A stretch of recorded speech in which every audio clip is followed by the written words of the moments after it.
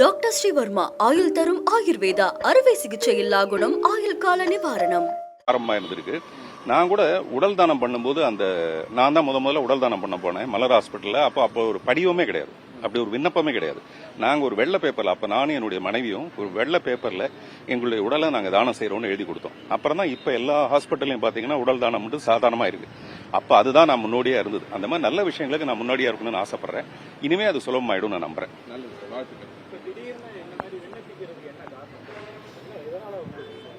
அதுதாங்க நான் சொன்னேன்ல, முதல்ல அழுக வருது அப்புறம் தான் அறிவு வருதுன்ற மாதிரி இந்த ஹைதராபாத்ல நடந்த ஒரு இன்சிடென்ட்ல நான் சாதாரணமா சொன்ன ஒரு வார்த்தை அது ரொம்ப பெருசா சோசியல் மீடியால எடுத்துக்கிட்டு அதை பத்தி பேச ஆரம்பிச்சு அது ரொம்ப மன வருத்தத்தை உண்டாக்கிட்டு ஒரு வாரம் எனக்கு தூக்கம் இல்லை. உண்மையிலே எனக்கு அப்படி ஒரு ஜாதி வெறியெல்லாம் இருந்ததுன்னா நம்ம இவ்வளவு தூரம் கோர்ட் வரைக்கும் என்ன நான் நிரூபிச்சுக்க வேண்டிய அவசியம் கிடையாது. புரியுதுங்களா?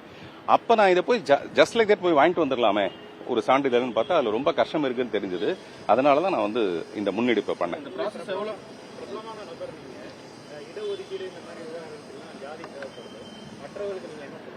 அதாங்க, இது யாருக்கு இது பொருந்ததோ இதன் மூலமா. இப்ப என்கிட்ட ரேஷன் கார்டு இல்ல, ஏன்னா எனக்கு ரேஷன் வாங்கி சாப்பிடுறது ரேஷன் கார்டு மூலமா வாங்கணும்னு அவசியம் இல்ல. அந்த ரேஷன் கார்டு வேற யாருக்காவது பயன்படலாம். ஒரு அந்தஸ்து மாறினதுக்கு அப்புறம் டெஃபினட்டா நம்ம அதெல்லாம் விட்டுட்டு வந்துடணுமே தவிர அதை பிடிச்சி நம்ம தொங்கிட்டு கூடாது. அந்த மாதிரி இந்த இட ஒதுக்கீடு மூலமாக கிடைக்கிற சலுகைகள் எனக்கு தேவையில்லை, என்னுடைய குழந்தைங்களுக்கு தேவையில்லை. நான் அந்த மாதிரி இந்த அந்தஸ்துல இன்னும் உழைப்பால உயர முடியும்ன்ற நம்பிக்கையோட இருக்கேன். அது வெறும் சலுகைகளால மட்டுமே நான் வெற்றி பெறணும்னு நினைக்கல. அந்த மாதிரி என்ன மாதிரி இன்னும் யாரெல்லாம் வராங்க நான் கேட்டா எனக்கு பின்னாடி ஒரு 1000 பேர் ரெடியா இருக்காங்க இப்பவே. அப்படின்னா வேற ஒரு புதிய சமுதாயமே இதன் மூலமா மாறும். இப்ப எலெக்ஷன் அப்ப பாத்தீங்கன்னா ஜாதியின் அடிப்படையில தான் இங்க வேட்பாளர்கள், ஜாதியின் அடிப்படையில தான் எல்லாமே கணக்கெடுப்பு எல்லாமே நடக்கும்போது இந்த ஜாதி இல்லாத ஒரு புதிய சமூகம் எப்படி இருக்கும்? அது என்னுடைய லட்சியம். நிச்சயமா உருவாகணும். ஏன்னா இந்த வருஷத்துக்கு இந்த எலெக்ஷனுக்கு எல்லாரும் ஏதோ ஒரு பிரச்சாரம் பண்ணிட்டு இருக்காங்க, இதெல்லாம் நாங்க தீர்த்துருவோம் அதெல்லாம் தீர்த்துருவோம். எனக்கு என்னுடைய விருப்பம் என்னன்னா அடுத்த தடவை அந்த 5 வருஷம் கழிச்சு எலெக்ஷன் வரும்போது இங்க மக்களுக்கு இவ்வளவு பிரச்சனை இருக்குன்றது இருக்கக்கூடாது. இப்ப என்ன சொல்றாங்கன்னா இவ்வளவு பிரச்சனையை நாங்க தீர்த்துருவோம் நாங்க இவ்வளவு பணம் கொடுக்குறோம்னு சொல்றாங்களா, அப்படி ஒரு பிரச்சனையே மக்களுக்கு இல்லாத அளவுக்கு மக்கள் வெற்றி பெறணும் இந்த எலெக்ஷன்ல ஆசைப்படுறேன். நன்றி.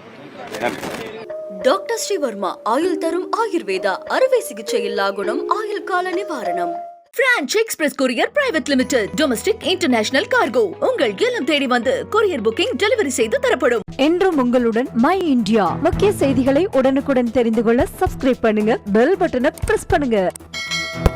என்றும் உங்களுடன் மை இந்தியா.